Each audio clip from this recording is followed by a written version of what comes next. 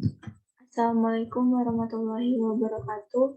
Perkenalkan, nama saya Leni Herlita, NIM 93202058. Di sini saya akan sedikit menjelaskan materi mengenai manajemen memori, disk, I/O, file, dan directory.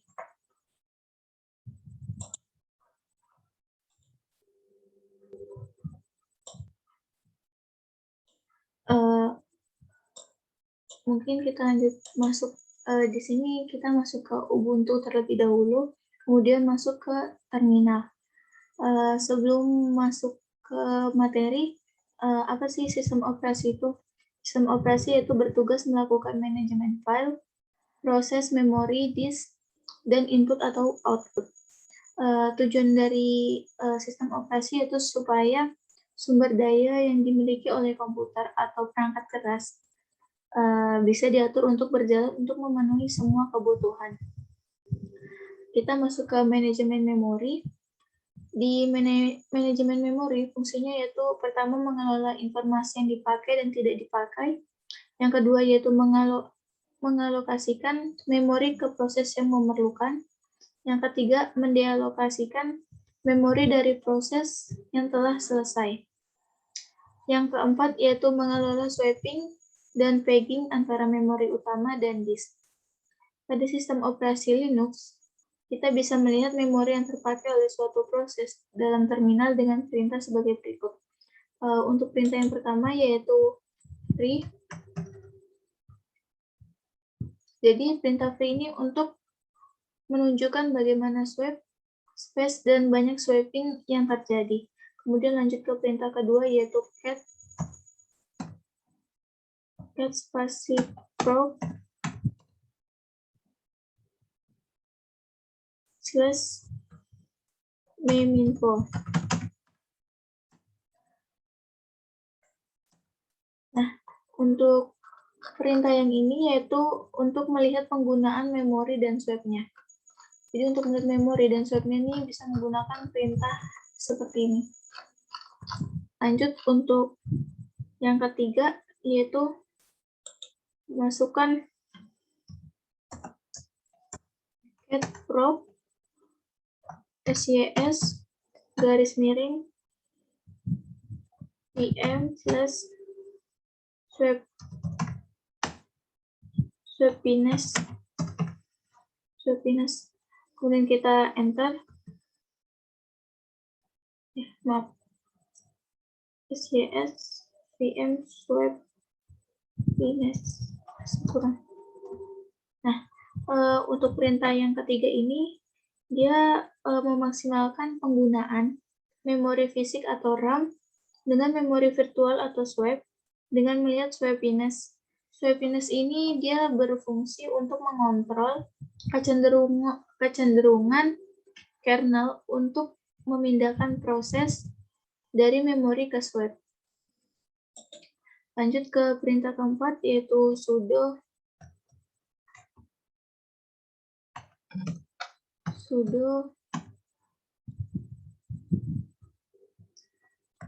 spasi sys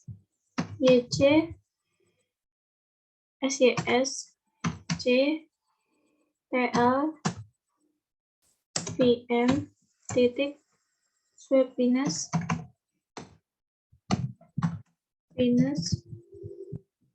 sama dengan 70. Kemudian kita enter. Masukkan passwordnya terlebih dahulu, password dari Ubuntu kalian. Nah, jadi nanti akan muncul untuk merubah nilai swapiness menjadi 70. Untuk nilai swapiness di sini bebas berkisar 0 sampai 100. Yang dimana membedakan jika nilainya 0, maka kernel akan menghindari proses swapping selama mungkin. Tetapi jika nilainya 100, maka kernel akan melakukan proses swapping secara agresif. Perubahan nilai ini bersifat sementara, jadi setelah PC di-reboot, maka nilai swapiness-nya akan kembali ke semula. Lanjut, kita ke manajemen disk dan I/O atau input atau output. Manajemen disk dan I/O mencakup perbuatan partisi, format partisi, manajemen flash disk, printer, speaker, dan sebagainya. Manajemen I/O di sini dengan menggunakan flash disk. Terdapat catatan yaitu berhubung menggunakan virtual machine atau VMware, flash disk yang dihubungkan ke laptop tidak dapat terbaca. Namun biasanya jika menggunakan virtual machine, USB akan terdeteksi di SDB1. Adapun perintah-perintah yang bisa kita lakukan diantaranya, yang pertama, sudo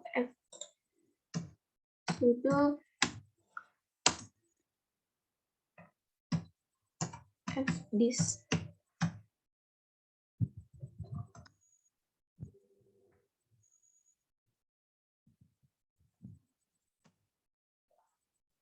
Kemudian kita enter.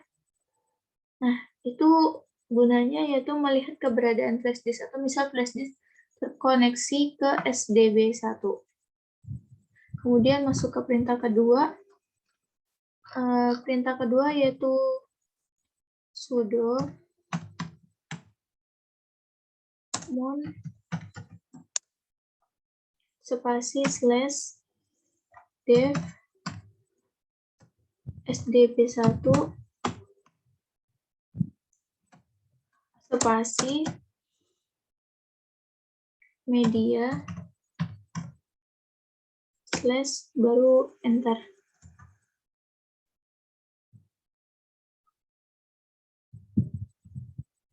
Sudo mon spasi dev SDB1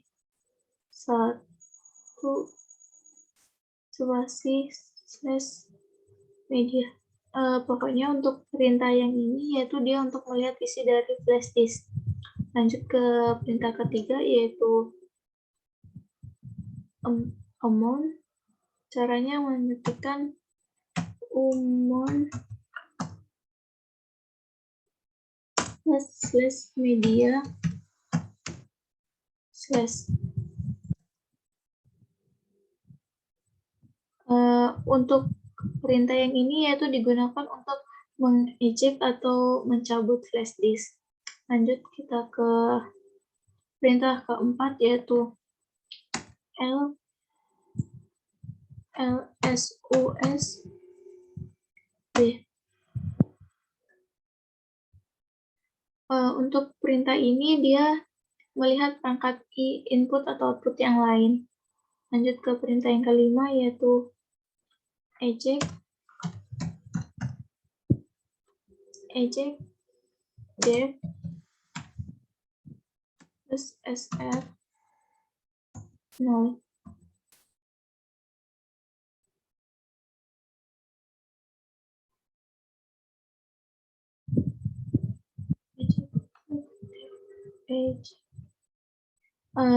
Gunanya perintah ini yaitu mengeject CD atau DVD ROM. Kemudian kita masuk ke manajemen file dan directory. Untuk melihat daftar directory, perintah-perintah yang digunakan yaitu pwd. Bisa kita ketikkan di sini pwd. Jadi pwd ini gunanya untuk melihat daftar directory kita.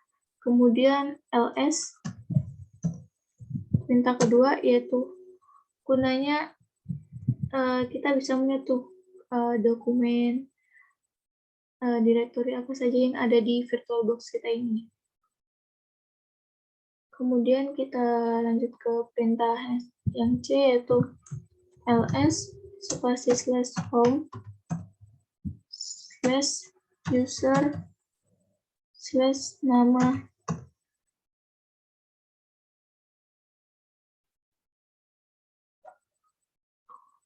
user kita yaitu Leni spasi praktikum 1. Karena di sini kita belum memasukkan file directory, jadi belum terdaftar di dalam Ubuntu-nya. Kemudian untuk menampilkan yang kedua, yaitu menampilkan daftar direktori dengan format yang panjang. Untuk menampilkannya, memasukkan perintah ls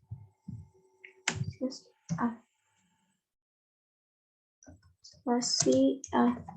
Kita enter.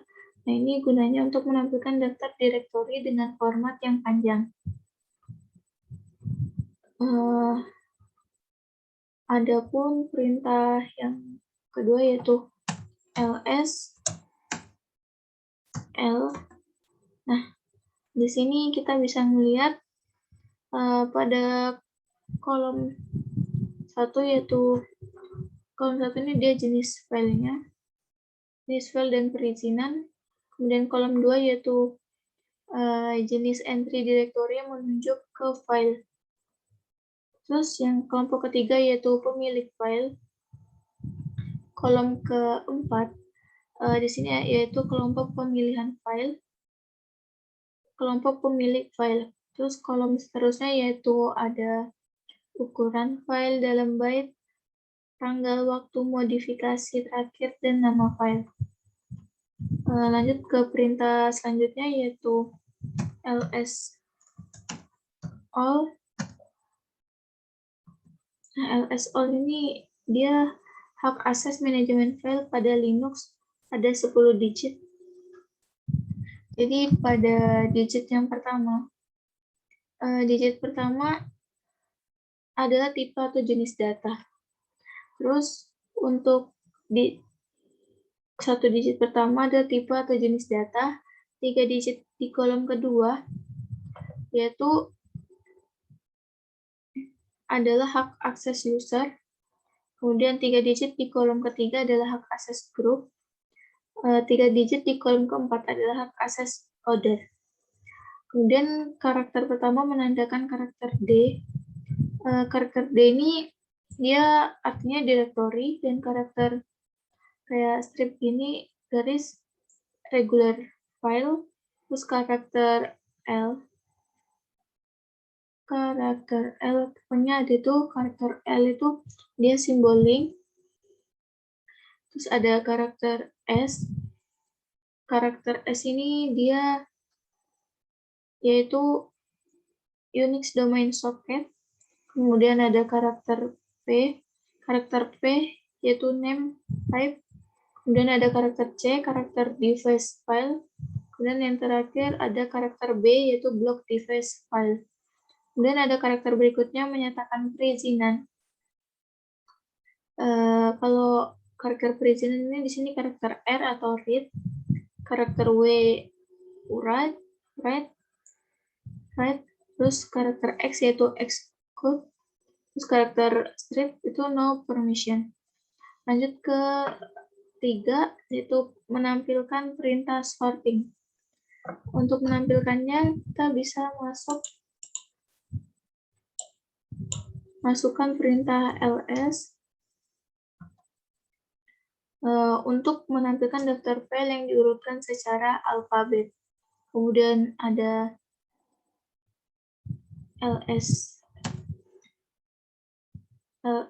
lt gunanya untuk mengurutkan daftar file berdasarkan waktu atau terbaru dari halaman. Kemudian ada perintah ls. Kalau perintah ini yaitu untuk mengurutkan daftar file berdasarkan ukuran file. Jadi dia diurutkan nih dari yang terbesar ke kecil. Kemudian ada perintah ls lrt. Kalau perintah ls lrt ini dia mengurutkan daftar file dari yang terlama ke yang baru. Jadi diurutkan nih dari misalnya filenya dari tanggal sekian, kemudian ke tanggal yang sekarang gitu. Kemudian ada perintah ls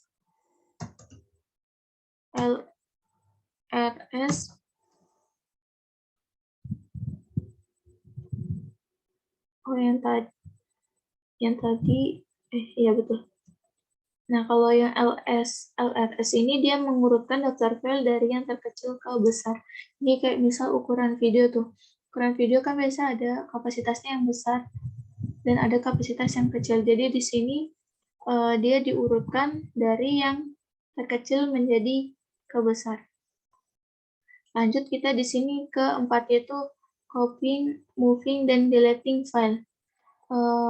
Programnya yaitu yang pertama yaitu CP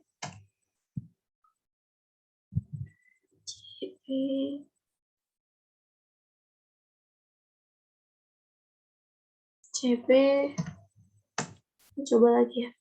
CP coba teks coba copy txt. Mungkin karena belum ada file yang kita buat, jadi fungsi dari CP-nya sendiri ini yaitu menyalin satu atau banyak file atau directory. Kemudian ada perintah mv. Perintah mv di sini dia memindahkan atau mengubah nama file. Jadi misal nanti kita membuat file tuh di dalam virtual box-nya ini, nanti kita bisa memindah dan mengubah nama filenya menggunakan perintah mv. Kemudian ada perintah rm.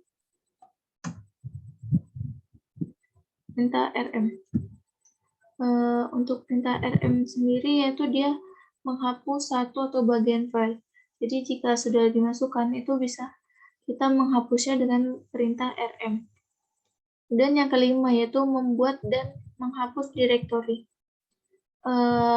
Untuk membuat banyak direktori kita bisa menggunakan perintah pertama ls. Setelah itu kita masukkan perintah mkdir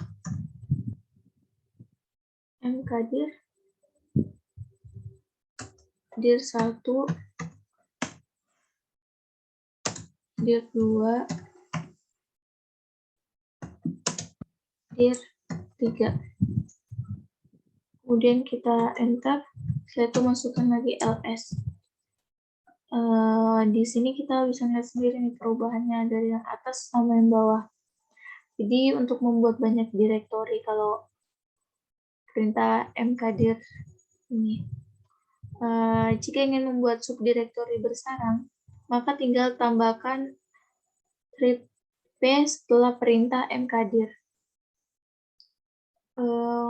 Jika caranya begini, tadi sudah di ls nih, kita masukkan mkdir -p d1 /d2/d3. Nah, kemudian kita ls. Kita di sini bisa melihat perubahannya untuk membuat subdirektori bersarang. Kemudian untuk jika pilihan p tidak bisa ditambahkan, maka akan terjadi error. Misalnya kita masukkan mkdir d1 d2/d3. Nah, maka di sini akan terjadi error karena p-nya tidak ditambahkan. Kemudian untuk menghapus direktori yang kita buat tadi, kita bisa memasukkan perintah cp coba.txt d1/d2. Kemudian rm dir p d1/d2/d3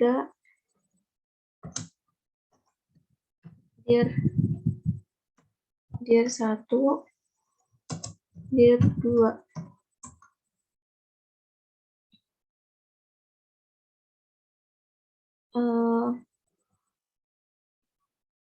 Jadi kalau misalnya dia sudah terhapus, dia akan berjalan seperti ini. Jika tidak terhapus, maka dia akan memunculkan perintah directory not empty.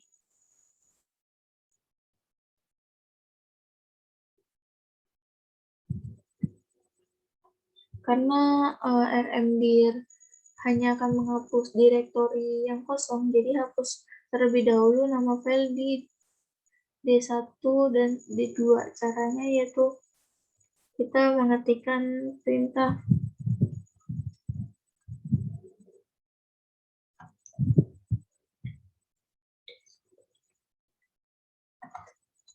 dir3.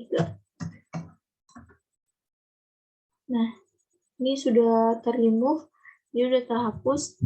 Kemudian untuk yang keenam, menghapus file atau direktori secara rekursif. Caranya yaitu mengetikkan perintah rm r d1.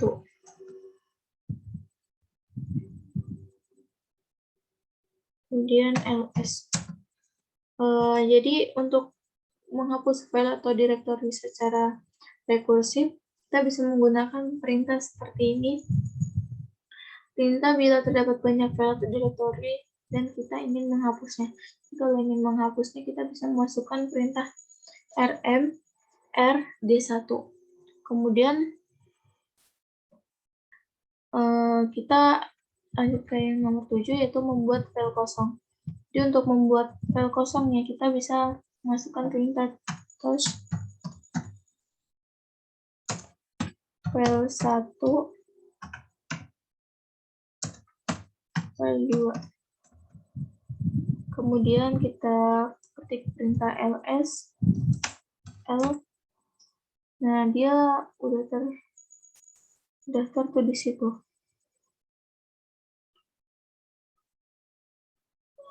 File 1 dan file 2. Lanjut nomor 8, yaitu menggunakan perintah find. Untuk memunculkannya, kita bisa mengetikkan perintah find titik name file 1. Perintah ini yaitu digunakan untuk mencari file atau direktori berdasarkan nama, tipe, atau waktu. Kemudian kita lanjut yang ke-9, yaitu compress file. Di Linux, kita terdapat 2 program populer untuk kompresi, yaitu gzip dan bzip2. Perbedaannya, bila gzip menggunakan algoritma lempel zip, sedangkan bzip2 menggunakan algoritma Burrows-Wheeler. Atau perbedaan lebih detail bisa menggunakan perintah berikut. Untuk kompresi dengan gzip, misal kita masukkan perintah nih, gzip service.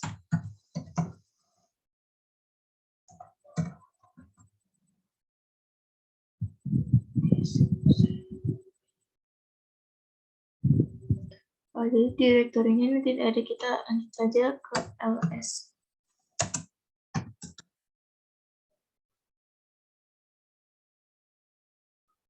Kemudian untuk yang B, yaitu gzip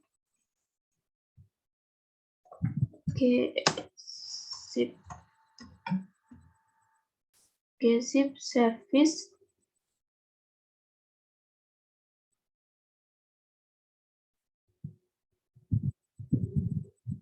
gzip d service.gz.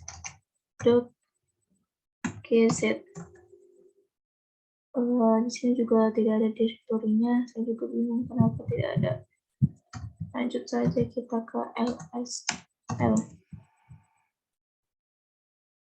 Jadi untuk dekompresi gzip, dia tampak perbedaan ukuran file service sebelum dan sesudah dikompres. Jadi bila perintahnya benar, nanti dia akan memunculkan ukuran file service sebelum dan sesudah dikompres. Jadi dia terdapat perbedaannya. Kemudian kita lanjut ke kompres dengan bzip 2. Dengan mengetikkan perintah bzip 2 service.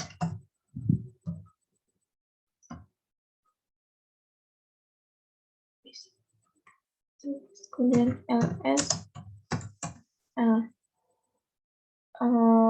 lanjut kita ke bzip 2 service.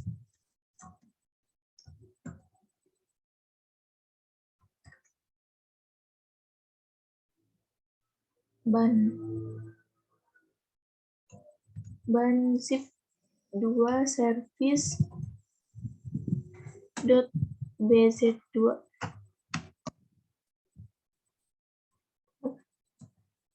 ls jadi misalnya perintahnya benar dan sudah ada di directory, maka dia tidak akan muncul seperti ini. Can open input file service, no source file or directory, itu tidak akan muncul apabila benar. Jadi nanti misalnya benar, tampak perbedaan ukuran file service sebelum dan sesudah dikompres. Mungkin sekian yang dapat saya sampaikan tentang materi ini, kurang lebihnya mohon dimaafkan. Wassalamualaikum warahmatullahi wabarakatuh.